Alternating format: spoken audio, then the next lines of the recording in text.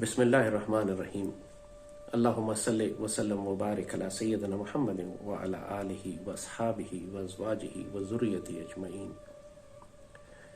सय्यदी रसूलुल्लाह ने अपनी उम्मत को एक खूबसूरत खुशखबरी अता फरमाई है कि आपने फरमाया है कि गो के नबूवत का दरवाज़ा अब बंद हो चुका है, लेकिन नबूवत के उलूम में से जो तोहफा सय्यदी रसूलुल्लाह की उम्मत के लिए खुला है वो सच्चे ख्वाब हैं।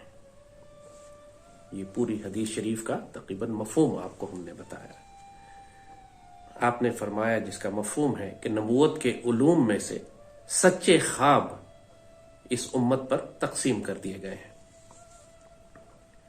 और साथ ही आपने ये खुशखबरी भी अता फरमाई कि जिसने ख्वाब में मुझे देखा, यानी सय्यदी रसूलुल्लाह की ज़ियारत हुई जिसे ख्वाब में, उसने मुझे ही देखा कि शैतान को मेरे रूप में आने की इजाजत नहीं है।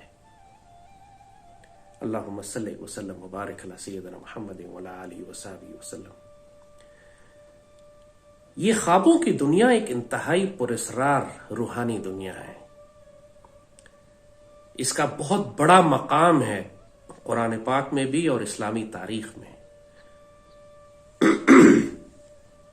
और इसको समझना इसलिए भी जरूरी है कि अगर आप ख्वाबों की हकीकत को न समझें तो इंसान बहुत बुरी तरह से गुमराह भी हो जाता है। सय्यदी रसूलुल्लाह ने यह भी हमें बताया है कि जिसका मफहूम है कि ख्वाब तीन तरह के होते हैं। एक वो ख्वाब कि जो अल्लाह ताला इंसान को हिदायत देने के लिए, नसीहत करने के लिए, उसको आने वाले खतरात या मुश्किलात से आगाह करने के लिए अल्लाह की जानिब से कोई खबर दी जाती है।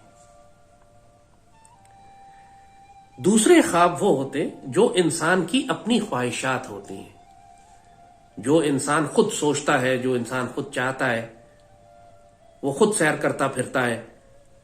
इनकी कोई खास हैसियत नहीं है, ये सिर्फ इंसान की अपनी ख्वाहिशात हैं। वो जब सोता है तो उसके बाद वो घूमना शुरू कर देता है, सैर करता है। और तीसरे ख्वाब वो हैं जो शैतान की जानिब से हैं, जो शैतान इंसान के ख्यालात में, इंसान के ख्वाबों में दखल देकर उसको गुमराह करता है, डराता है, खौफजदा करता है, उसको सही मानों में गुमराह करता है। और सय्यदी रसूलुल्लाह ने फरमाया जिसका मफहूम है कि जब तुमको कोई शैतानी ख्वाब नजर आए, ऐसा ख्वाब जिसमें तुम्हें मालूम हो कि ये शैतान की जानिब से है, तो आऊज़ु बिल्लाहि मिनश शैतानिर रजीम पढ़कर उसके ऊपर अख्थू कर दो, उल्टी जानिब उसको थूक दो उसके ऊपर, और इंशाअल्लाह वो तुम्हें नुकसान नहीं पहुंचाएगा। अब ये सवाल इसके बाद आता है कि हमें ये कैसे मालूम हो कि कौन सा ख्वाब अल्लाह की तरफ से है, कौन सा हमारी ख्वाहिशात नफ्स है और कौन सा शैतान की जानिब से।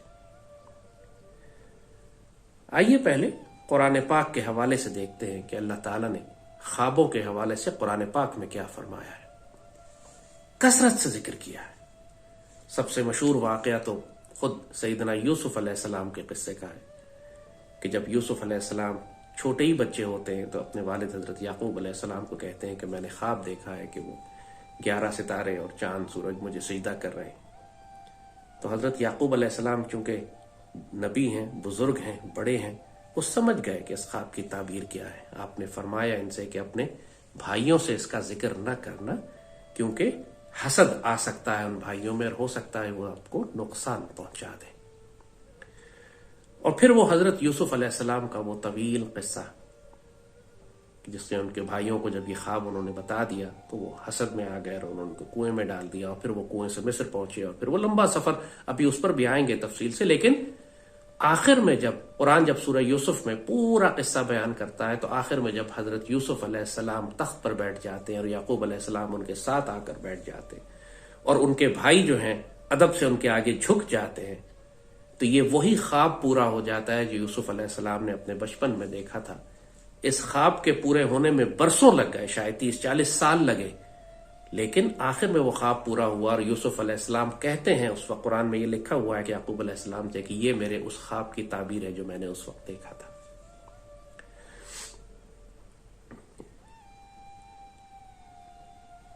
जैसे कि कहा कि ये ख्वाब अल्लाह ताला की जानिब से इंसान को खबरदार और आगाह करने के लिए एक तरह से वही होती है। यहां मैं वही का लफ्ज उर्दू जबान में इस्तेमाल नहीं कर रहा, कुरान की जबान में इस्तेमाल कर रहा हूं। हमारे यहां उर्दू में सिर्फ ये समझा जाता है कि वही सिर्फ नबियों पे नाजिल होती है, लेकिन कुरान पाक जब वही का लफ्ज इस्तेमाल करता है तो वो एक रूहानी इल्म के लिए इस्तेमाल करता है, एक ऐसा इल्म जो बराह रास्त अल्लाह ताला की जानिब से मलाइका के जरिए किसी वजूद की तरफ भेजा जाए। कुरान पाक में वही का लफ्ज शहद की मक्खियों के लिए भी इस्तेमाल हुआ है कि अल्लाह ताला ने शहद की मक्खियों पर वही की कि वो जाकर जिस तरह रास्ते तलाश करें और शहद बनाए। कुरान ने पूरा शहद की मक्खियों के हवाले से लफ्ज वही इस्तेमाल किया है। कुरान पाक में एक और मकाम पर अल्लाह ताला ये बताते हैं, ये फरमाते हैं कि अल्लाह कभी किसी शख्स से बात नहीं करता। ला युकल्लिमुल्लाह नफ्सन इल्ला, अल्लाह किसी शख्स से बात नहीं करता सिवाय 3 तरीकों के। अल्लाह ने तरीके बताए कि जब वो किसी से बात करना चाहता है तो 3 तरीके अल्लाह ताला ने फरमाए। एक तरीका अल्लाह ने फरमाया इल्ला वहियन, पहला तरीका वही के जरिए। वही का मतलब जैसे आपको बताया कि रूहानी तौर पर एक बराह रास्त पैगाम उस शख्स के वजूद में, जहन में, कल्ब में, सोच में, फिक्र में जो अल्लाह के फरिश्ते उस तक लेकर पहुंचे। दूसरा तरीका कुरान पाक ने लिखा ओ वराउल हिजाब, पर्दे के पीछे से। और तीसरा तरीका यह युरसल अलैहि रसूलन, उस शख्स की जानिब अल्लाह अपने किसी बंदे को भेज दे, किसी रसूल को भेजे जो उस तक वो पैगाम पहुंचा दे। जैसे बाबा इकबाल ने कहा कि बाबा इकबाल ने जब अल्लाह का कलाम और अल्लाह का पैगाम हम तक पहुंचाना चाहा तो आपने फिर ये शेर खुद ही फरमाया कि निकली तो लबे इकबाल से है पर जाने किसकी है ये सदा, पैगाम सुकून पहुंचा भी गई दिल महफिल का तड़पा भी गई। यहां पे अल्लाह ताला ने 3 तरीके बताए, जैसे हमने आपसे कहा है, खुद कुरान में लिखा हुआ है कि अल्लाह जब किसी से बात करता है किसी इंसान से तो 3 तरीकों से करता है। एक तरीका वही के जरिए है, दूसरा तरीका विराउल हिजाब है, पर्दे के पीछे से। पर्दे के पीछे से मतलब अल्लाह ताला निशानियां देगा, अल्लाह ताला मामलात को आसान कर देगा। कुछ चीजें मुश्किल होने लगेंगी, कुछ आसान होंगी। आप कहते हैं यार ये काम मुश्किल हो रहा है, लगता है अल्लाह की तरफ से रुकावट है। ये जो बात हमारे आम गुफ्तगू में हम इस्तेमाल करते हैं, अल्लाह जब किसी काम को करना चाहता है आपके लिए आसानियां पैदा कर देता है उसके अंदर से, ये अल्लाह ही आपको इशारे दे रहा है, लेकिन पर्दे के पीछे से।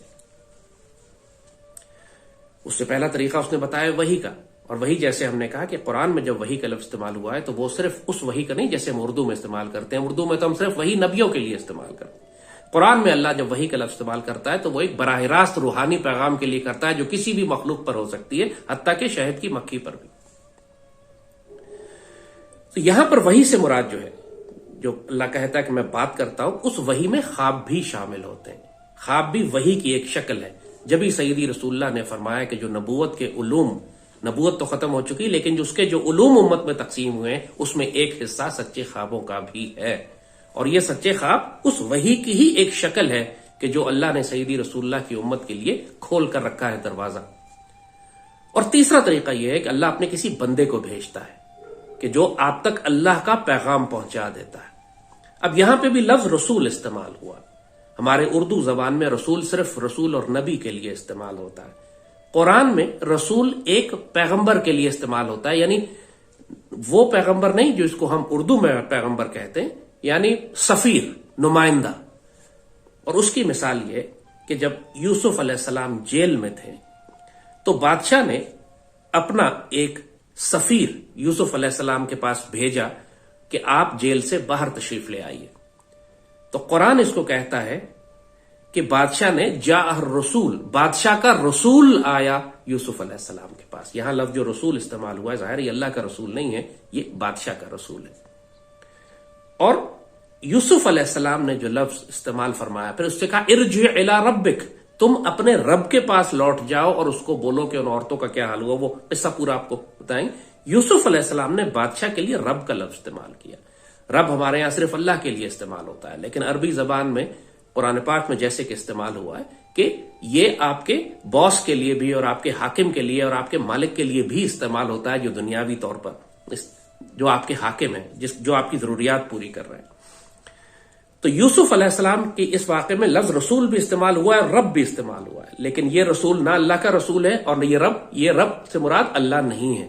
अरबी जबान के ये कायदे हैं थोड़े से, उर्दू में हम इनको इस्तेमाल नहीं करते। तो जरा उर्दू में अगर कोई किसी को कहे कि किसी हाकिम का रसूल आया है तो लोग परेशान होंगे कि ये लफ्ज हम उर्दू में इस तरह इस्तेमाल करते नहीं।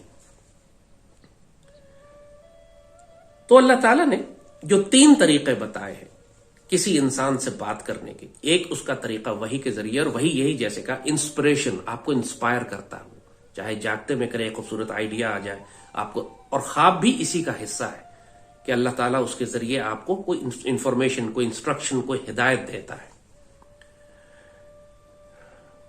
हजरत यूसुफ अलैहिस्सलाम के हवाले से ही कुरान में जो बहुत तवील वाकया है सूरह यूसुफ का, कि यूसुफ अलैहिस्सलाम जेल में थे और बादशाह ने ख्वाब देखा, 7 मोटी गाय और 7 पतली गाय वाला। वो पूरा वाकया पढ़िएगा, सूरह यूसुफ खोलिए, उसकी तफसील पढ़िए।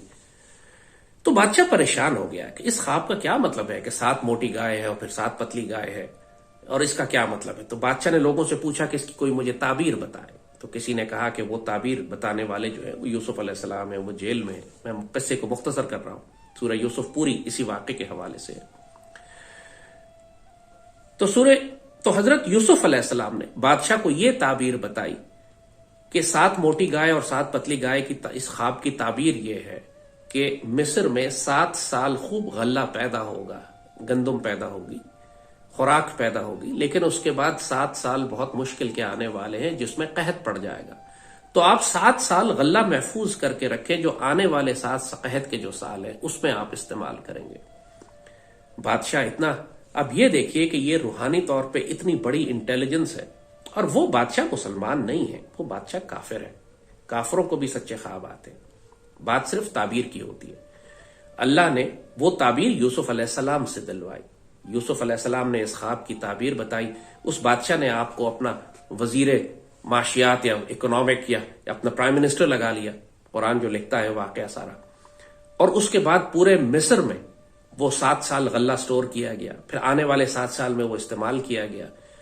अब सिर्फ एक ख्वाब के जरिए जो बादशाह को आया था, आप सोचिए कि अगर इसकी इंटरप्रिटेशन, इसकी तशरीह गलत हो जाती, बादशाह उस पर अमल ना करता, तो पूरी दुनिया का निजाम ही दरम भरम हो जाता। ये अहमियत है सच्चे ख्वाबों की कि इसके जरिए अल्लाह ताला बात करता है अपने बंदों से। इसके जरिए अल्लाह ताला बड़ी बड़ी स्ट्रेटेजिक इंफॉर्मेशन और स्पिरिचुअल इंटेलिजेंस देता है, और इसीलिए दीन इस्लाम में सच्चे ख्वाबों की बहुत अहमियत है। हजरत यूसुफ अलैहिस्सलाम के साथ जेल में 2 आदमी और थे, उन दोनों ने भी ख्वाब देखे थे, और यह भी कुरान में पूरी तफसील लिखी हुई है। एक ने ख्वाब देखा कि उसके सर के ऊपर से चिड़ियां खा रही। उसने ताबीर पूछी तो सैयदना यूसुफ ने फरमाया कि तुम्हें फांसी लगा दी जाएगी। इस ख्वाब की ताबीर यह है कि तुम्हें फांसी दे दी जाएगी। दूसरे शख्स ने ख्वाब देखा कि वो बादशाह को शरबत पिला रहा है। यूसुफ अलैहिस्सलाम से उसने पूछा तो उसने फरमाया कि तुम बादशाह के वजीर मसाहब लग जाओगे, खिदमतगार लगोगे बादशाह के। और वही शख्स था बाद में जिसने बादशाह को बताया कि जेल में यूसुफ अलैहिस्सलाम है जो ख्वाबों की ताबीर बताते।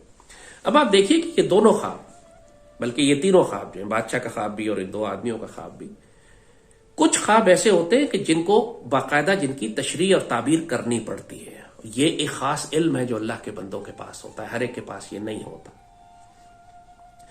और कुछ ख्वाब ऐसे होते हैं जो इतने बराह रास्त होते हैं कि इनमें किसी ताबीर की जरूरत नहीं होती। वो बराह रास्त एक इंटेलिजेंस होती है, एक इंफॉर्मेशन होती है, एक मालूमात होती है जो अल्लाह की जानिब से आपको दे दी जाती है।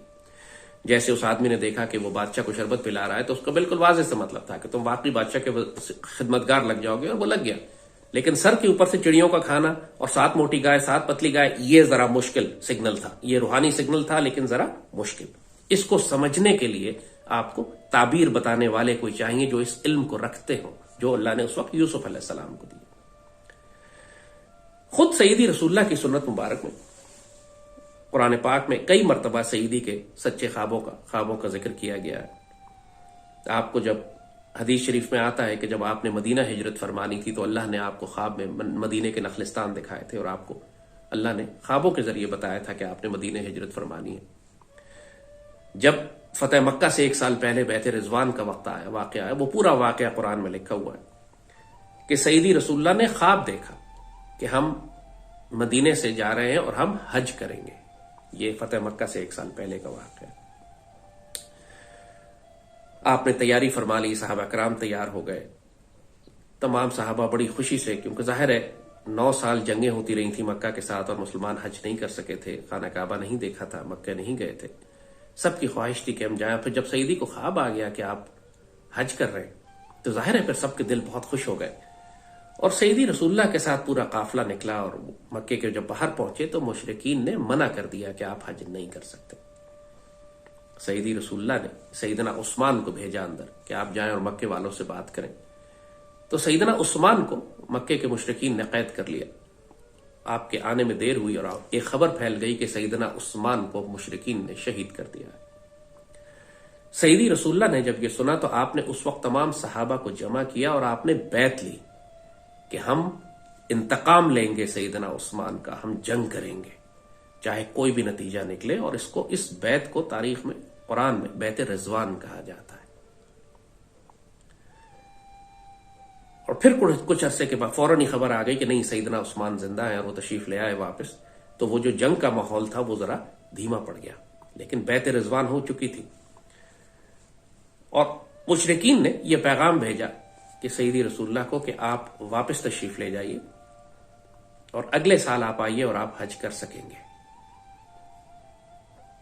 अब बहुत सारे लोग, खुद सहाबा कराम के अंदर जो लोग थे वो सब फिक्रमंद हो गए, उदास हो गए, दुखी हो गए कि सईदी आपने तो ख्वाब देखा था कि हम हज कर रहे हैं, तो हम हज क्यों नहीं कर सके। तो सईदी ने फरमाया कि मैंने यकीनन ख्वाब देखा था, लेकिन वक्त का तयन नहीं था।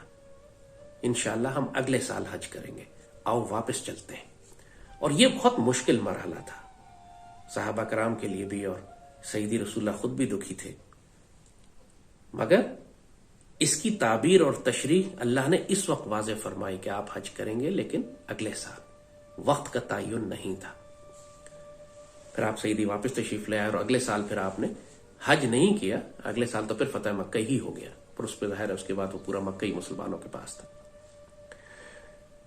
इसके अलावा भी ग़ज़वे बद्र के मौके पर और कई मकामात के ऊपर सईदी रसूलुल्लाह, कुरान पाक में भी जिक्र है, हदीस शरीफ में भी, कि सईदी रसूलुल्लाह को अल्लाह ने ख्वाबों के जरिए बिशारतें अता फरमाई।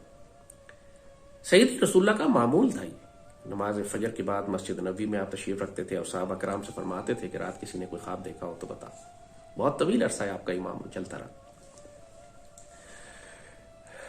अब यहां पे आपको थोड़ा सा ख्वाबों के हवाले से और तफसील बताएं कि बात तो हमने कुरान पाक की और सईदी की सुन्नत की बताई, मगर ये ख्वाब इस्लामी तारीख में इतनी अहम जगह रखते हैं कि बड़ी बड़ी जंगी मुहिमें, बड़े बड़े जंगी कारनामे, बड़ी बड़ी फतूहात की बुनियाद सच्चे ख्वाब हुआ करते थे।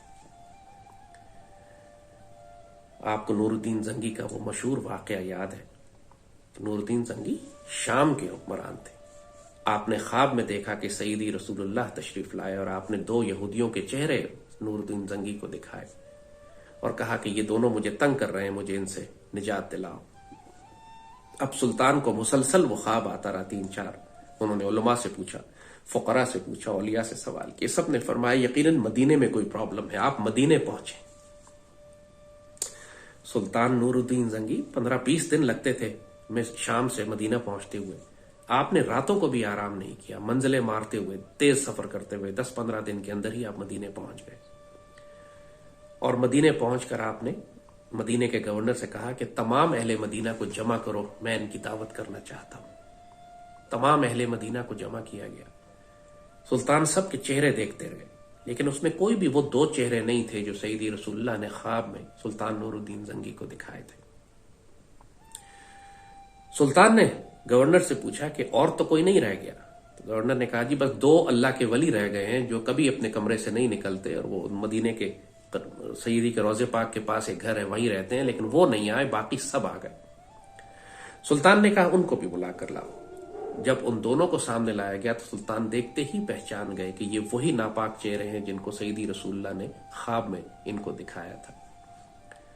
सुल्तान उन दोनों को वहीं कैद करने का हुक्म दिया और खुद उनके कमरे में जाके जब देखा तो मालूम हुआ कि वो अपने कमरे में से उन्होंने एक सुरंग निकाल ली थी जो रोजे पाक की जानिब जा रही थी, और इतना नजदीक पहुंच चुके थे कि तारीख में आता है कि उनको सईदना अबू बकर या सईदना उमर के पांव मुबारक तक नजर आने लगे थे। सईदी का रोजा पाक बिल्कुल साथ ही था। इन बदबख्तों का इरादा यह था कि सईदी के जिस्म मुबारक को वहां से निकाल कर ले जाएंगे और मुसलमानों को तकलीफ देंगे। इसीलिए सईदी ने सुल्तान नूरुद्दीन जंगी को हुक्म फरमाया कि जाओ और मुझे इनसे निजात दिलाओ। सुल्तान जलाल में बाहर आए और इन दोनों को कत्ल करके जला दिया गया।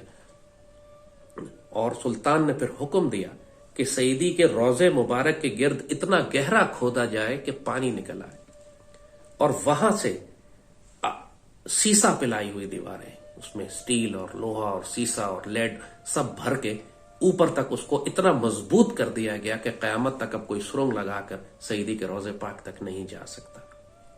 आज भी रोजे पाक के गिर्द जमीन के अंदर वो सीसा पिलाई हुई दीवारें जो सुल्तान नूरुद्दीन जंगी ने कायम की थी वहां मौजूद है। अल्लाहुम्मा सल्ली व सल्लिम मुबारिक अला सय्यिदिना मुहम्मद व अला आलिहि व सहबिहि वसल्लम। अब ये देखिए कि इतनी बड़ी जंगी मुहिम, पूरी उम्मत की तारीख तब्दील हो जाती, पूरी उम्मत को जो दुख मिलता अगर नाउजुबिल्लाह कोई नुकसान हो जाता तो ये सब कुछ इसकी बुनियाद एक ख्वाब था, जहां सैयदी रसूलुल्लाह खुद तशरीफ लाए और आके आपने मुसलमान हुक्मरान को हुक्म दिया कि ऐसे करो। इसमें आपको एक राज और भी मिलता है कि सैयदी रसूलुल्लाह जिस तरह अपनी उम्मत की निगरानी और निगहदारी फरमा रहे हैं वो आम अक्ल में आने वाली बात नहीं है। जब सईदी तशरीफ लाते हैं ख्वाब में तो आप सईदी ही तशरीफ लाते हैं, शैतान आपके रूप में नहीं आ सकता। और सईदी जो हुक्म फरमाते हैं वो इस बात की दलील है कि जो दुनिया में मामलात और वाकयात हो रहे हैं इस पर सईदी रसूलुल्लाह ने निगाह रखी हुई है। किस डोमेन में है, आप किस मकाम पर हैं, अगर किसी को ना समझ में आए तो खामोश हो जाए। यहां बेअदबी और गुस्ताखी करने की जरूरत नहीं होती। तारीख इस्लाम में हजारों सैकड़ों वाकयात ऐसे हैं जहां ज़ियारतुन नबी ख्वाब में मुसलमानों की मुस्तनद साबित शुदा तोहफा है ये, बल्कि इससे अगला दर्जा भी है, वो ज़ियारतुन नबी बहालत बेदारी भी है। हज़रत अब्दुल मजीद सिद्दीकी एडवोकेट, एक बहुत मशहूर यहाँ एक एडवोकेट गुजरे, फिरोज सन्स ने उनकी किताब छापी और उस किताब का नाम भी यही है, ज़ियारतुन नबी बहालत बेदारी। इसकी 2-3 जिल्दें आ चुकी हैं। उस किताब को लेकर पढ़िए, आपके ऊपर मार्फत और हकीकत के नए दरवाजे खुलेंगे। ये एक नई दुनिया है, ये एक अलग मकाम है।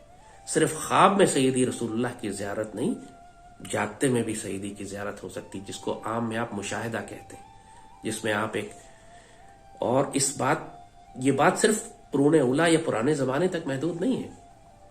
ये बात खुद कायद आजम के साथ ये तजुर्बा हुआ, ये एक्सपीरियंस हुआ कि आप जब पाकिस्तान छोड़कर, हिंदुस्तान छोड़कर आप 1930 में लंदन चले गए थे तो खुद कायद आजम ने बाद में अपने मालिज को, अपने साथियों, करीबी साथियों को ये वाक़या सुनाया कि मैं लंदन में रह रहा था और मेरा इरादा था कि मैं यहीं रहूंगा। तो एक रात ख्वाब में, एक रात बेदारी में मेरे कमरे में मैंने एक वजूद महसूस किया जैसे कोई बाबरकत हस्ती मौजूद है और उन्होंने मुझे हुक्म दिया कि मैं आपका नबी हूं, आपका रसूल हूं और आप हिंदुस्तान जाइए, आपसे वहां काम लेना है। और इसलिए मैं ये हुक्म सुनकर हिंदुस्तान वापस आया। तो उनको अपने मिशन का इतना यकीन था कि जिस काम का हुक्म सईदी ने मुझे दिया है उस काम ने तो लाजमन पूरा होना ही है। ये वाकया शायद डॉक्टर इसरार साहब ने भी सुनाया था। इसी तरह जब तारिक बिन ज़ियाद उंदुलुस फतह करने के लिए गए तो वाकया आपको याद है कि उन्होंने अपनी किश्तियां जला दी थी पूरी। उसके बाद अंग्रेजी में आज तक मुहावरा बन गया, टू बर्न योर बोट्स। और वो जब शुमाली अफ्रीका से समंदर पार करके अपनी किश्तियों में 12,000 मुजाहिदीन के साथ जब वो स्पेन में लैंड के उतरे, इस जगह पे वो जबल तारिक जिसको आज जिब्राल्टर इंग्लिश में कहते हैं, वहां पर उतरे तो आगे बहुत बड़ी फौज थी ईसाइयों की और पीछे समुंदर था। तो बहुत सारे सिपाहियों को यह ख्याल हुआ कि हम इनसे मुकाबला नहीं कर सकेंगे तो हम वापस चले जाते हैं। तो तारिक बिन ज़ियाद ने अपनी सारी किश्तियां जला दी थी वहां पर, कहा कि वापसी का कोई रास्ता नहीं है, अब तुमने आगे ही जाना है। और उनके इस कॉन्फिडेंस की वजह क्या थी, वो इतने पुरएतमाद क्यों थे? तारिक बिन ज़ियाद फरमाते कि जब वो स्पेन की तरफ, उंदुलुस की तरफ अपनी फौजों के साथ जा रहे थे तो उनको सईदी रसूलुल्लाह की ज़ियारत हुई ख्वाब में और सईदी ने उनसे फरमाया कि मैं उंदुलुस जा रहा हूं, तुम भी पहुंचो। और सईदी जंगी लिबास में थे और हजरत तारिक बिन ज़ियाद को इतना यकीन हो गया अपनी फतह का, ईमान हो गया अपनी फतह के कि मुझे सईदी ने हुक्म दिया है कि अंदलुसिया पहुंचो तो फतह हमारा मुकद्दर है। इस ईमान और यकीन के ऊपर, इस कॉन्फिडेंस और फेथ पे आपने अपनी किश्तियां जला दी कि हम वापस नहीं जाएंगे, फतह मुकद्दर है हमारा। और अल्लाह ने वो फतह ऐसी दी कि 800 साल तक फिर मुसलमान अंदलुसिया पर हुकूमत करते रहे। अब ये देखिए कि इतनी बड़ी बड़ी जियो पॉलिटिक्स सिर्फ एक ख्वाब से तब्दील हो जाती है, एक ख्वाब बेनिसार है उसका।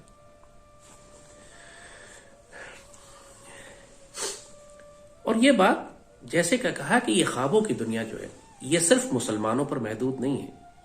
ये अल्लाह का फजल, जिस तरह अल्लाह जब बारिश बरसाता है, मीकाईल अलैहिस्सलाम बारिश बरसाते हैं, तो वो बारिश अल्लाह का फजल है, अल्लाह की रहमत है।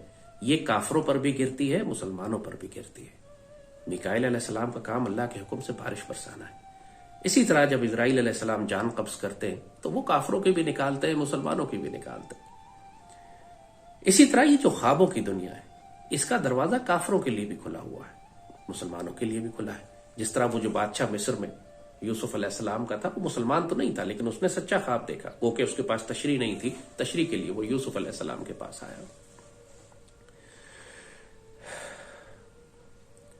आइए अब थोड़ा सा आपको बताते हैं वो पहला वाला सवाल कि ये कैसे मालूम हो कि ये ख्वाब जो है ये अल्लाह की तरफ से या हमारे शैतानी, हमारा अपना नफसानी ख्यालात हैं या शैतान की जानिब से।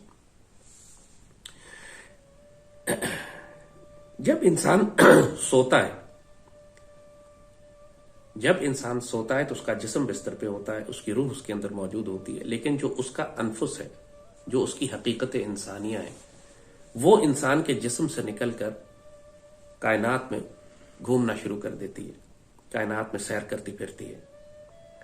यहां पर हम थोड़ा सा, चूंकि ये जरा मुश्किल कॉन्सेप्ट है, हमने पहले भी अपने इस रमज मुसलमानी के एक प्रोग्राम में बताया था कि इंसान का जिस्म और रूह के अलावा भी एक तीसरी डायमेंशन है जो हकीकत इंसानिया है। अल्लामा इकबाल का बड़ा खूबसूरत शेर है यहां पर। अब चूंकि बात मुश्किल है, लिहाजा बाबा इकबाल भी इसको इसी तरह शुरू करते हैं। फरमाते हैं कि अगर ना हो उलझन तो खोल के कह दूं, अगर ना हो उलझन तो खोल के कह दूं, क्योंकि लोगों को उलझन हो जाती है इस बात को समझने में। अगर ना हो उलझन तो खोल के कह दूं, वजूद हजरत इंसान न रूह है न बदन। जो हजरत इंसान है, इनका जो मरकज है वो ना रूह है ना बदन है। ये बात हम बहुत तफसील से आपको से पहले वाले सिलसिले में, पहली किस्त में समझा चुके हैं कि हकीकत इंसानिया क्या है, रूह क्या है और इंसान का जिस्म क्या। तो ये जो इंसान की हकीकत है, ये जब कायनात में सैर करती है तो इसको जब जिसको अल्लाह हिदायत देना चाहता है, मलाइका उसको खबरें देना शुरू कर देते हैं, उसको खबरें बता देते हैं, उसको वो चीजें दिखाना शुरू कर देते हैं। जैसे सच्चे ख्वाब जिनको आप कहते हैं, आप कुछ ख्वाब देखते हैं, उसकी तशरीह, बाज ख्वाबों की तशरीह चाहिए होती है, बाज बड़े वाजे होते हैं, लेकिन इनको ये खबर मिलती मलाइका के जरिए ही है। कुरान जब कहता है कि अल्लज़ीना क़ालू रब्बुनल्लाह सुम्मा इस्तक़ामू ततनज़्ज़लु अलैहिमुल मलाइका, तो मलाइका नाजिल होते हैं। ये सब खबरें, अल्लाह की सारी ड्यूटी करने वाले ये मलाइका ही होते हैं। और ये मोमिनीन पर भी मलाइका ही नाजिल होते हैं। तो जब एक पाक वजूद इंसान का, जब एक अच्छे मुसलमान का अनफुस निकल कर जब वो सोता है और वो घूमता फिरता है, सैर करता है, तो जब मलाइका से उसकी मुलाकात होती है, जिसको अल्लाह हुक्म देता है, वो इसको खबरें पहुंचा देते हैं, वो उसको खबरें दे देते हैं कि आगे ऐसा होने वाला है, आगे पहले किसी बात से खबरदार कर देते हैं। जैसे मिसाल आपको नूरुद्दीन जंगी के वाक़े की भी दी, तारिक बिन ज़ियाद की भी दी, और लाखों वाक़यात पूरी हमारी तारीख में। दूसरा, जब वही अनफुस घूम रहा होता है तो उसको कोई हुक्म नहीं होता अल्लाह की तरफ से कि इसको कोई खबर दी जाए, तो वो ऐसे ही घूम फिर के सैर करके वापस आ जाता है। ये वो ख्वाब है जो आप कहते हैं कि ख्वाब में मैं था तो मैं कभी कहां था तो कभी कहां था, कुछ सैरें कर रहा था, कभी किस पहाड़ पे था, कभी किस दुनिया में घूम रहा था। बाज़ औक़ात आप पैरेलल टाइमलाइन में होते हैं, अपने आप को आप देख रहे होते हैं किसी और दुनिया में, किसी और जहान में, किसी और जगह के ऊपर जहां आप कभी नहीं गए होते। ये सैरें होती हैं, ये आपका अनफुस सैर कर रहा होता है उस डोमेन में जहां पर तकदीर और पॉसिबिलिटीज और जहां पे डेस्टिनी लिखी है। समझे कि अगर हम अल्फाज में कहें कि ये लौहे महफूज की मुख्तलिफ डायमेंशंस की सैर कर रहा होता है, या सब कुछ लिखा हुआ होता है, तो वो चीजें आप देख रहे, स्क्रिप्ट देख रहे हैं आप। जिस तरह आप टेलीविजन जब आप देखते हैं तो सीन तो आप एक ही देख रहे होते हैं, लेकिन उस सीन के बाद भी कुछ सीन ने आना है और सीन से पहले भी कुछ सीनों ने आना है। और अगर आपके पास स्क्रिप्ट है, अगर आपके पास जो कुछ ड्रामे में है वो लिखा हुआ आपके सामने मौजूद है, तो आप आगे देख सकते हैं कि आगे इस सीन के बाद क्या होने वाला। तो होता यही है कि आपको स्क्रिप्ट में से थोड़ा सा हिस्सा दे दिया जाता है कि जो अल्लाह ने डेस्टिनी तकदीर लिखी होती है उसमें से थोड़ा सा आगे से मलाइका उठा के लाके आपको बता देते हैं, कुछ पीछे से बता देते हैं। तो ये आपको कुछ खबर मिल जाती है, कुछ वार्निंग हो जाती है, कोई नसीहत हो जाती है, आपको बहुत से खतरात से बचा लिया जाता है, बहुत से आने वाले वाकयात के बारे में स्पिरिचुअल इंटेलिजेंस मिल जाती है। ये सारा कुछ मलाइका के जरिए अल्लाह आपको पहुंचाता है। जिसको नहीं पहुंचाना वो ऐसे घूम फिर के आ जाता है। और तीसरा यह है कि उसको शैतान वरगलाता है, शैतान वसवसे डालता है। तो जब वो वापस आता है तो वो अपने ख्याल में उसके उसके दिल में वसवसा भी हो सकता है कभी शैतान डराए उसको आके, कभी डराता नहीं लेकिन सिर्फ वसवसा डाल देता है उसके वजूद में, इंसान अपने बारे में गलतफहमियों का शिकार हो जाता है। ये बड़े नाजुक मामलात होते हैं, बहुत आसानी से लोग यहां गुमराह भी हो जाते हैं। लोगों को 4 ख्वाब आ जाते हैं, एक आध कोई सच्चा हो जाता है, वो अपने आप को पता नहीं कितना बड़ा फकीर और दरवेश और वली समझने लगते हैं, दावे कर लेते हैं, नाउजुबिल्लाह। आज एक बात याद रखिएगा, अगर कोई शख्स ख्वाब देखता है तो वो ख्वाब सिर्फ उसकी जात के लिए, किसी और के लिए हुज्जत नहीं है। अगर कोई शख्स मुझे ये आकर कहे कि मैंने ये ख्वाब देखा कि ऐसे हुआ ऐसे हुआ, मैं अच्छी बात है, तुमने देखा, तुम्हारे लिए खबर है, तुम जानो, तुम्हारा काम जाने। उसका ख्वाब मेरे लिए हुज्जत नहीं है कि मैंने उसके ख्वाब पर अमल करना है, चाहे वो कितनी बड़ी बड़ी बातें क्यों ना करे। वो ख्वाब सिर्फ उसके लिए। मगर यहां पर पाकिस्तान में जहां दीन के और फितने फैल गए, बहुत सारे लोग अपने ख्वाब बयान करके, कोई सियासी तौर पर अपने कद बढ़ाना चाहता है, कोई अपने आप को रूहानी तौर पर कोई बुलंद मर्तबे पे दिखाना चाहता है, कोई लोगों से पैसे बटोरना चाहता है, कोई बहुत बड़ा पीर बन जाता है। ये सारे फितने हैं कि जो लोग जिस तरह फकरा की गद्दियों के ऊपर वो गद्दी नशीन आज बैठ गए कि जिनको इकबाल ने कहा था कि शाहीनों के मस्कन पर करगज और कव्वे और चीलें बैठी हुई हैं, इसी तरह ख्वाबों के बारे में भी झूठ मंसूब करके बात करना, अस्तगफिरुल्लाह, आज के दौर का बहुत बड़ा फितना बन गया। सईदी रसूलुल्लाह ने फरमाया था, आप जानते थे कि ऐसा होगा, जब भी आपने फरमाया था जिसका मफहूम है कि जो शख्स मुझसे किसी बात को मंसूब करके बयान करे, चाहे वो हदीस हो या झूठा ख्वाब हो, वो शख्स फिर जहन्नुम में अपना ठिकाना बना ले। ये बहुत नाजुक मामला है, लेकिन जिस तरह आज दीन फरोश लोग मौजूद हैं जो बेशरम और बेहया हैं, उनको कोई खौफ नहीं है, अल्लाह का कोई तकवा नहीं है, झूठी गवाहियां देते हैं, सईदी रसूलुल्लाह पर तुम और कुरान पर, दीन पर तोहमत बांधते हैं, ऐसे बहुत फितने आपको मिलेंगे।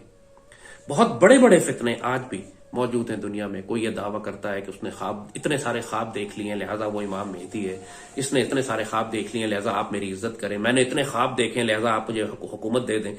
इस तरह के ना पलीत और नापाक वजूद आपको कायनात में बहुत मिलेंगे, और उनका अमल गवाही देता है, उनका अमल बताता है कि ये फितनागर है, और जो कुछ भी उसने देखा है वो उसके लिए, अगर सच भी बोल रहा है तो उसके लिए। आप पर कोई हुज्जत नहीं है कि आप उस पर ईमान लाए। हमने किसी के ख्वाबों पर ईमान नहीं लाना, अल्लाह उसके रसूल पर ईमान लाना है, कुरान पर ईमान लाना है, और जिस पर ईमान लाना है बिल गैब, और गैब पर ईमान लाने वाली सारी चीजें हमको मालूम है। आमनतु बिल्लाहि व मलाइकातिहि व कुतुबिहि व रसूलिहि वल यौमिल आखिर, वो सारा मामला ईमान मुफस्सिल जो बचपन में आपको याद कराया था, हमने सिर्फ उन पर ईमान लाना है, किसी के ख्वाबों पर ईमान लाना हमारा मसला नहीं। लिहाजा कभी किसी आदमी से मुतासिर ना हो जो ऊंचे ऊंचे ख्वाब सुना रहा हो आपको। ये ख्वाब इसलिए नहीं होते कि कोई इंसान शोबाजी करके, तमाशा लगा के अपनी दुकान चमकाने की कोशिश करे। जो इस तरह करता है वो फिर यकीनी तौर पर वही है जिसको शैतान गुमराह कर पागल कर चुका है। ख्वाबों की ताबीर के हवाले से अब थोड़ा सा इस पर बात करना जरूरी। जैसे कहा कि बहुत से ख्वाब ऐसे होते हैं जो बराह रास्त आप जिसको समझ जाते हैं। जैसे किसी इंसान ने ख्वाब देखा कि उसकी गाड़ी का हादसा हुआ है, अब ये बिल्कुल सीधा साधा ख्वाब है, उसने देखा है कि गाड़ी में जा रहा है, उसका हादसा हुआ। इसके लिए किसी इंटरप्रिटेशन की जरूरत नहीं है, लेकिन बाज़ औक़ात बहुत से ख्वाब होते हैं कि जिसकी इंटरप्रिटेशन चाहिए होती है, जैसे बताया सूरह यूसुफ अलैहिस्सलाम के हवाले से। यह भी एक इल्म है अल्लाह की जानिब से जो उसके खास बंदों को दिया जाता है। जब मैं सऊदी अरब की जेल में कैद था तो जाहिर है उन्होंने पूरी दुनिया से हमारा राब्ता काटा हुआ था, किसी से मेरा फोन नहीं कर सकता था, राब्ता नहीं था, मुझे कुछ नहीं मालूम था मेरे साथी क्या सलूक कर रहे हैं। जाहिर है ये वो वक्त होता है जब आप सिर्फ रो के अल्लाह से रुजू करते हैं, सईदी पर दुरूद शरीफ भेजते हैं, अल्लाह से तलब करते हैं कि मालिक मुझे कुछ तो बता, कि ये जालिम मुझे कुछ भी नहीं बता रहे कि मेरे साथी क्या करने जा रहे हैं। क्योंकि मुझे मालूम था जो इल्जाम है उन्होंने सर काटना है, सीधा सीधा उन पर इल्जाम ही यही था, और लिहाजा और इस बात का तो कोई चांस था नहीं कि ये अपनी मर्जी से हमें छोड़ेंगे। जाहिर है शदीद दबाव था, एक घर वालों का मुझे नहीं मालूम था, फैमिली का नहीं मालूम था, बहुत तवील अरसा हो गया था कैद में, कैद तन्हाई थी। तो उस वक्त मैं जद्दा की जेल में था, तो मुझे अल्लाह ताला ने ख्वाब दिखाया कि ख्वाब में मैंने देखा कि मेरी बेटी मेरे भाई से पूछ रही है कि अब्बू का क्या बना। तो भाई कहता है कि अल्लाह ने करम कर दिया, कोई मुकदमा नहीं होगा उनके ऊपर और इंशाअल्लाह जद्दा से ही रिहाई हो जाएगी। अब ये बड़ा खूबसूरत माशाअल्लाह बिशारत में उठा हूं तो वाज़े तौर पर नजर आ रहा था कि ये अल्लाह की तरफ जो अंदर फीलिंग होती है ख्वाब में वो आपको बताती है कि ये कोई शैतान की जानिब से नहीं है, ये अच्छी फीलिंग थी इसमें, माशाअल्लाह दिल में खुशी महसूस हुई। और मुझे पूरा यकीन हो गया उसके बाद कि इंशाल्लाह मेरी जद्दा से रिहाई है और कोई मुकदमा मेरे ऊपर नहीं बनेगा और इंशाल्लाह मैं यहीं से रिहा हो जाऊंगा। और मैं जद्दा की जेल में ही था, ज़ाबान जेल थी उनकी। मगर कुछ अरसे के बाद वो आए मुझे और वहां से निकाला उन्होंने और जहाज में बिठाकर मुझे कसीम ले गए, रियाद के पास एक जगह। मैं बहुत हैरान हुआ, मैंने बहुत अल्लाह से रुजू, मालिक में क्या हुआ, आपने तो खुशखबरी दी थी मुझे कि मैं जद्दा से बगैर मुकदमे के रिहा होऊंगा, तो ये मुझे कसीम क्यों ले गए, मुझे तो रिहा होना था। जाहिर इंसान को फिर अपने ऊपर शक होने लगता है कि ये क्या मामला है, कहीं मैं गलत तो नहीं समझा, कहीं वो मेरी ख्वाहिशात नफ्स तो नहीं थी, कहीं वो शैतान का वसवसा तो नहीं था, सिर्फ मुझे तसल्ली देने के लिए, शायद अल्लाह की तरफ से नहीं था। वो इंसान को खुद ही शक होने लगता है अपने ऊपर। अल्लाह ने करम फरमाया कि कसीम के जिस कमरे में मुझे रखा उन्होंने ले जाके, उस कमरे में मेरे साथ एक बहुत खूबसूरत एक अरब नौजवान था जिसको अल्लाह ने तोहफा दिया हुआ था ख्वाबों की ताबीर वाला। वो यूसुफ अलैहिस्सलाम वाला तोहफा उसके पास भी था, वो भी जेल में ही था। और लोग उससे, सारी जेल में जितने भी लड़के थे, हत्ता के जेल के गार्ड्स वगैरह भी जो उनको ख्वाब आते थे, वो उसी बच्चे से ना पूछा करते थे कि इसकी ताबीर क्या है। उसके पास वो इल्म अल्लाह ने तोहफे में दिया हुआ था, हैरत अंगेज तौर पर बिल्कुल सही ताबीर करता था। वो यूसुफ अलैहिस्सलाम के इल्म में से कुछ उसको भी अल्लाह ने तोहफा दिया हुआ था, सईदी रसूलुल्लाह के सदक़े। तो उस नौजवान, वहां पर मैंने उस कमरे में, मैंने जो उसके साथ में कैद था, तो एक ख्वाब और देखा। ख्वाब देखा कि हज का वक्त है और हज के वक्त पाकिस्तान मैं मिना के और अरफात के मैदान में हूं, मिना के मैदान में, और पाकिस्तान आर्मी का एक डेलीगेशन आता है और वो मुझसे मिलता है और वो मुझे वहां से निकाल कर ले जाते हैं। अब ये बात जाहिर है कि मैं तो जेल में था और हज का वक्त करीब आ रहा था और मैं तो, कोई चांस इस बात का नहीं था कि मैं मिना या अरफात के मैदान में हज कर सकूंगा जाके और वहां पाकिस्तान आर्मी के किसी डेलीगेशन से मेरी मुलाकात होगी। तो मैंने ये दोनों ख्वाब इस नौजवान के सामने रखे। मैंने कहा, एक मैंने ख्वाब ये देखा है कि मैं हज के मौके के ऊपर मैं हज कर रहा हूं और पाकिस्तान आर्मी का एक डेलीगेशन है जो मुझे वहां से वापस ले जाता है पाकिस्तान। और दूसरा मैंने ये देखा है कि मेरी रिहाई जद्दा से होगी और मुकदमा कोई नहीं चलेगा। लेकिन ये दोनों बातें समझ में नहीं आ रही, मुझे मिलती नहीं है आपस में, दो बिल्कुल मुख्तलिफ ख्वाब लगते हैं। उसने बहुत प्यारी तशरीह बताई। उसने कहा कि इंशाअल्लाह इस हज पर आप रिहा हो जाएंगे, आपकी रिहाई में पाकिस्तान आर्मी का बहुत बड़ा किरदार होगा और आपकी रिहाई इस तरह होगी कि पहले आपको जद्दा ले जाया जाएगा और जद्दा से आपको रिहा कर दिया जाएगा। अब ये बात, दोनों ख्वाब जो मेरे थे, ये उसने उसकी इंटरप्रिटेशन और तशरीह कर दी। और अल्लाह का करना फिर ऐसे ही हुआ कि जब हज आया तो हज के मौके पर इन्होंने मुझे जेल से निकाला, रियाद के करीब कसीम की जेल से मुझे लेकर जद्दा आए और जद्दा से फिर मुझे इन्होंने बाइज्जत जहाज में बिठाकर पाकिस्तान भेज दिया बगैर किसी मुकदमे के। और मेरी रिहाई में बाद में मुझे, जाहिर है ये बात मुझे अच्छी तरह पता चल गई थी कि पाकिस्तान आर्मी और जनरल रिजवान और बाकी हमारे दोस्तों का भरपूर किरदार था हमारी रिहाई के लिए। और उन्होंने अरफात के मैदान, मिना के मैदान में जाकर ही, मिना के ही मैदान में जाकर उन्होंने वहां बादशाह से और सऊदी इंटेलिजेंस के डायरेक्टर से उनकी मुलाकातें हुई थी और वहीं मुलाकातें हुई और वहीं मेरी रिहाई का फैसला हुआ और वहीं से फिर मुझे वो हुक्म हो गया कि इनको निकाल कर जद्दा ले जाओ और जद्दा की फ्लाइट से इनको पाकिस्तान भिजवा दो। अल्लाह अकबर वलिल्लाहिल हम्द। ये अल्लाह का करम आपको सुनाने का मकसद यही था कि चाहे दुनिया के हालात कितने भी खराब हो जाए, चाहे दुनिया के कितने भी सारे सिग्नल और कम्युनिकेशन ये बंद कर दे, आपकी अल्लाह से ताल्लुक कायम रहता है। और अल्लाह जब चाहे आपको ख्वाबों के जरिए, मुशाहिदात के जरिए, विराउल हिजाब, साइंस, इशारे के जरिए, या आपके पास कोई बंदा भेज देगा जिसकी जबान से अल्लाह आपको खुशखबरी दे दे। जैसे हमारे लिए ये वो नौजवान था, अरब नौजवान, जिसकी जबान से अल्लाह ने खुशखबरी दे दी और वो पैगाम हम तक पहुंचा दिया जो अल्लाह पहुंचाना चाहता था ख्वाबों के जरिए, लेकिन मैं खुद समझ नहीं पा रहा था। वो ख्वाब तो मुझे आए थे, वही तो मुझ पे नाजिल हुई थी, जो अल्लाह ने इल्हाम किया था, या अल्लाह ने वही भेजी थी, या अल्लाह ने जो आपको पैगाम रूहानी तौर पर फरिश्तों के जरिए पहुंचाया था, उसकी मैं तशरीह नहीं कर पा रहा था। वो तशरीह करने के लिए अल्लाह ने फिर एक और बंदा भेजा अपना, जिसने वो तशरीह करके हमें बता दिया कि इसका क्या मतलब है। और अल्लाह का शुक्र, अल्हम्दुलिल्लाह, एग्जैक्टली मामला फिर वैसे ही हुए।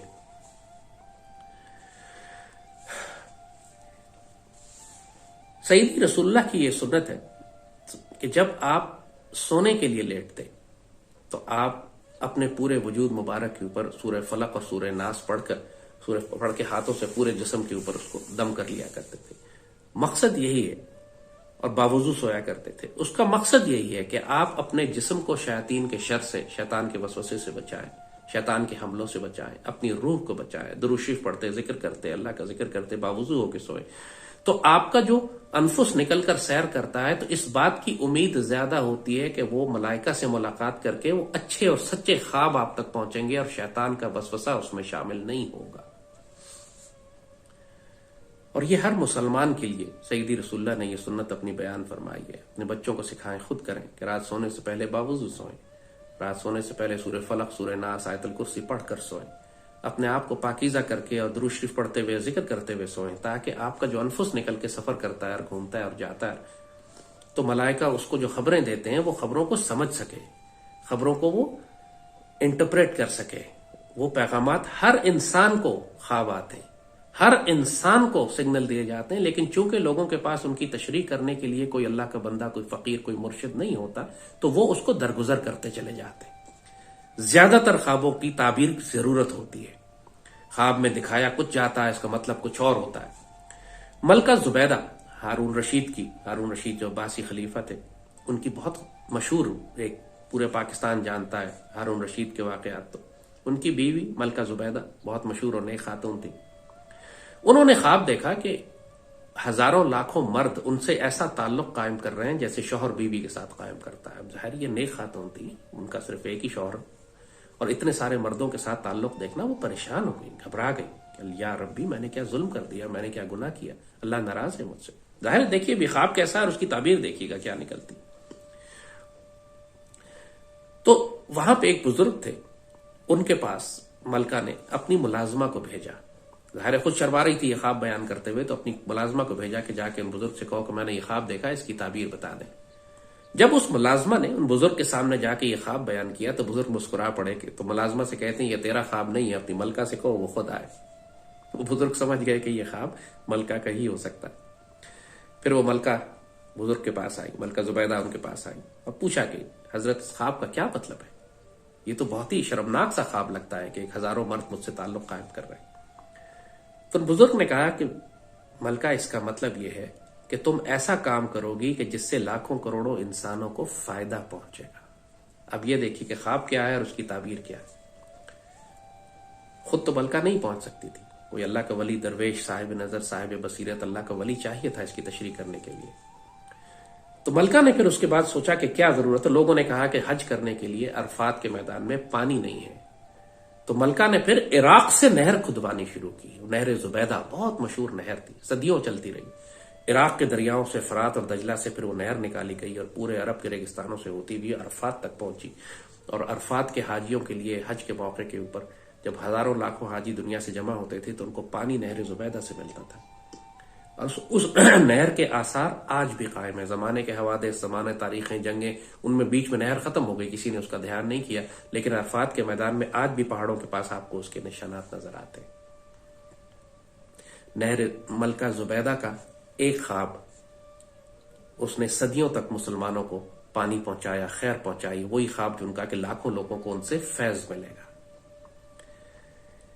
तो जो बताना मकसूद था आपको कुरान पाक के हवाले से, सईदी रसूलुल्लाह की सुन्नत के हवाले से, आलम इस्लाम और मुसलमानों की तारीख के हवाले से, कि बहुत बड़ी बड़ी जंगी मुहिमें, बहुत बड़े बड़े जंगी कारनामे, बहुत बड़ी बड़ी रियासती और सियासी हिकमत अमली मुसलमान ख्वाबों की बुनियाद पर बनाते रहे। ये बहुत बड़ा हथियार है मुसलमानों का। जब सुल्तान गौरी, शहाबुद्दीन गौरी को पृथ्वीराज से पहली जंग में शिकस्त हो गई तो वो, क्योंकि अफगानिस्तान के बादशाह थे, हिंदुस्तान पर कब्जा करना चाहते थे, पृथ्वीराज हिंदू बादशाह था, शिकस्त हो गई सुल्तान गौरी को। सुल्तान गौरी जख्मी होकर मैदान से वापस अफगानिस्तान चला गया। तो उसने तैयारी करना शुरू की कि मैं इंतकाम लूंगा, लेकिन उसकी फौज मुकम्मल नहीं हुई। 1 साल गुजर गया लेकिन उसकी फौज अभी तक तैयार नहीं हुई थी। सुल्तान इतना जलाल में था कि उसने 1 साल तक वो कपड़े नहीं बदले अपने जो मैदान जंग में उसने पहने थे, और कहा मैं अपनी बीवी के पास नहीं जाऊंगा जब तक मैं इंतकाम ना ले लूं। हिंदुस्तान में हजरत मोइनुद्दीन चिश्ती उस वक्त वहां तशरीफ रखते थे और पृथ्वीराज इन पर बड़ा तंग कर रहा था। और हजरत मोइनुद्दीन चिश्ती उस हिंदुओं के उस गढ़ में जाके बैठ गया था, एक फकीर, एक बाबा, झोंपड़ी लगा के अपनी। ये तारीख का बहुत बड़ा वाकया है। आज हम हिंदुस्तान में अगर मुसलमान बैठे हैं तो इस वाकये की वजह से। आज पूरा हिंदुस्तान जब उसके बाद 1000 साल मुसलमानों के कब्जे में रहा तो इस एक वाकये की वजह से जो हम आपको भी बयान करने जा रहे हैं। आप सोचिए कि एक बाबे का कंट्रोल और अल्लाह ने ख्वाबों के जरिए किस हद तक तारीखें तब्दील की हैं इस्लामी तारीख में। हजरत मोइनुद्दीन चिश्ती एक दिन शहाबुद्दीन गौरी अफगानिस्तान में बैठे, हजरत मोइनुद्दीन चिश्ती को वो नहीं जानते। शहाबुद्दीन गौरी को ख्वाब में एक बाबा आता है और कहता है कि हिंदुस्तान हमने तुम्हें दे दिया, आओ हिंदुस्तान ले लो। सुल्तान हैरान होता है कि लेकिन वो बाबा इतना जलाली और ख्वाब में इतने सारे साइन निशान ऐसे थे कि ये सच्चा ख्वाब है, ये झूठा नहीं है, ये नफ्स नहीं है, ये अल्लाह की तरफ से एक इशारा आ रहा है। उसने उलमा से पूछा, सबने कहा ये ख्वाब सच्चा है, अल्लाह तो कोई रूहानी इशारा आपको कर रहा है, आप फौजें लें और जाए हिंदुस्तान जाए। सुल्तान शहाबुद्दीन गौरी ने अपनी फौजें ली, दोबारा हिंदुस्तान पहुंचे, दोबारा पृथ्वीराज से मुकाबला हुआ। इस दफा सुल्तान ने उसको जिंदा गिरफ्तार किया, जंजीरों में लपेटा, शिकस्त दी, तबाह बर्बाद कर दिया हिंदू फौज को, दिल्ली पे कब्जा कर लिया। और जब ये हो गया तो फिर जंग के बाद उसी वक्त जब जंग में फतह हासिल कर ली तो किसी ने आके कहा कि आपको एक बाबा बुला रहा है। सुल्तान खटके की, कौन बाबा मुझे बुला रहा है?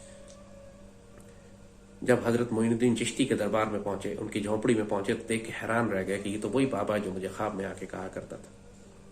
हजरत मोइनुद्दीन चिश्ती ने उसको दुआ दी, बरकत की दुआ दी, मुबारकबाद दी फतह की, और इस तरह हिंदुस्तान फतह हुआ पहली मर्तबा। सुल्तान शहाबुद्दीन गौरी, उनको हजरत मोइनुद्दीन चिश्ती ने ख्वाब में आकर हुक्म दिया कि आप हिंदुस्तान पर कब्जा कर लें, आपको हिंदुस्तान दे दिया गया है, यानी पृथ्वीराज की हलाकत। और यही हुआ, फिर पृथ्वीराज को वो घसीटते हुए काबुल ले गया और अपने साथ जंजीरों में रवान ले जाकर कत्ल कर दी। तो ये बताने का मकसूद था आपको, ये सारे वाकयात आपको हमने इसलिए बताए कि अगर तो अल्लाह ताला आपको ऐसा ख्वाब दिखाता है जो बिल्कुल वाज़ेह है आपके लिए, तो उस पर, और आपको लगता है कि अल्लाह उसके रसूल की तरफ से है, तो उस पर अमल करें, उसको सीरियस लें। बाज लोगों को दिखाया जाता है, मिसलन अभी जो पिछले दिनों जलजला आया था, हमारे टीम मेंबर ने, किसी ने हमें बताया कि जी हमने ख्वाब देखा है कि जलजला आया है। तो इस बात का हमें अंदाजा था कि एक जलजला आने वाला है। क्या करना है हम कुछ नहीं कर सकते थे, जाहिर है हमें, लेकिन एक खबर अल्लाह ने दे दी कि जलजला आने वाला है। वो उसके एक हफ्ते बाद, 4 दिन बाद एक जलजला आ गया। इस तरह जिंदगी के बहुत सारे मामलात हैं। बहुत सारे लोगों को जंगों की खबर पहले दे दी जाती है, हादसात की खबर दे दी जाती है, किसी की मौत की खबर दे दी जाती है। वो इसलिए सब कुछ बताया जाता है आपको कि आप जहनी तौर पर तैयार हो जाएं कि अगर ये वाकया होता है तो आप इतने बेकाबू ना हो जाएं कि आप संभाल ना सके अपने आप को। बहुत से वाकयात को आप तकदीर से, वो आपको बता दिया जाता है कि ये तकदीर है, होने जा रही है। एक इसका मतलब ये भी होता है कि इसको आप दुआ से तब्दील कर लें। जो तकदीर होती है, जो होने वाला वाकया होता है, वो आपको बता दिया जाता है। अब आपका काम है कि आप उसको तब्दील, अगर आपको पसंद नहीं आ रहा वो, तो आप उसको दुआ से तब्दील करवा रहे। सईदी रसूलुल्लाह ने फरमाया है, जिसका मफहूम है कि तकदीर को कोई चीज तब्दील नहीं कर सकती सिवाय दुआ के। दुआ तब्दील कर सकती। मुझे इकबाल बाबा का शेर है जिसका मफहूम, जो पूरा एग्जैक्ट शेर है कि मोहम्मद से वफा तूने तो हम तेरे हैं, ये जहां चीज है क्या लौहो कलम तेरे हैं। लौहो कलम का मतलब ही यही है कि आप वो जो तकदीर लिखी हुई है, डेस्टिनी लिखी हुई है, आप उस तकदीर को पढ़ भी सकें और आप उस तकदीर को तब्दील भी करवा सकें अल्लाह ताला से। हजरत अली रजी अल्लाह ताला अन्हु का मशहूर वाकया है, एक आदमी उनके पास आया बड़ा रोता हुआ, कहता मेरा बेटा मरने वाला है, इसके लिए दुआ फरमा दें। मैंने हर जगह इलाज कराया, इसका इलाज नहीं है, अब हकीम कहते हैं कि ये मर जाएगा। सैयदना अली ने इधर उधर देखा तो एक आदमी एक लड़की के साथ जाता हुआ नजर आया। सैयदना अली ने, जो पहला आदमी इनके पास आया था जिसका बेटा था, उससे कहा कि अपने बेटे की शादी उस लड़की से कर दो, तुम्हारा बेटा बच जाएगा। वो आदमी हैरान तो हुआ, लेकिन सैयदना अली का हुक्म था, भागा वो उस आदमी के पास गया, उससे बात की कि मेरा बेटा, रिश्ता दे दो अपनी बेटी का। उसने रिश्ता दे दिया, दोनों की शादी हो गई। और कुछ अरसे के बाद वो आदमी दोबारा सैयदना अली के पास आया, कहने लगा कि आपकी बात मैंने मान ली थी और वाकई कमाल हो गया कि मेरा बेटा बच गया, उसकी सेहत भी ठीक हो गई, अब वो हंसी खुशी दोनों मियां बीवी जिंदगी गुजार रहे हैं, लेकिन आपने ये किया कैसे? सैयदना अली फरमाते कि जब तुम मेरे पास इस बच्चे का मामला लेकर आए तो मैंने उस लड़की का और तुम्हारे बेटे का नसीब पढ़ा लौहे महफूज में। मैंने उस बच्ची का नसीब देखा, उसमें लिखा था कि ये बच्ची कभी बेवा नहीं होगी। उस बच्ची के नसीब, उसका नसीब बड़ा मजबूत था, उसने कभी बेवा नहीं होना था। तो इसलिए मैंने तुमसे कहा कि अपने बेटे की शादी उससे कर दो जब शादी उससे हो जाएगी तो वो बच्ची कभी बेवा नहीं हो सकेगी, तो तेरे बेटे का नसीब भी बदल जाएगा। अल्लाहुम्मा सल्ली व सल्लिम व बारिक अला सय्यिदिना मुहम्मद व आलिहि वसल्लम। ये है साहिब फिरासत लोग जो अल्लाह के नूर से देखते हैं, जिनके बारे में सईदी ने फरमाया इनसे बचो, इनकी फिरासत से, कि ये अल्लाह के नूर से देखते हैं। तो ये राज आज आपको ख्वाबों की दुनिया के जो आपके साथ शेयर किए, ये सब कुरान और सुन्नत से साबित हैं, इस्लामी तारीख से साबित हैं। ये तोहफा आपके पास भी है, ये नहीं कि ये सिर्फ बुजुर्गों के पास है। जैसे कहा ख्वाब तो सच्चे उस बादशाह को भी आ गया था यूसुफ अलैहिस्सलाम के दरबार में, जो यूसुफ अलैहिस्सलाम के मिस्र में जो काफिर बादशाह था, लेकिन उसको 7 मोटी गाय पतली गाय का ख्वाब, वो सच्चा ख्वाब था, लेकिन तशरीह यूसुफ अलैहिस्सलाम ने फरमाई।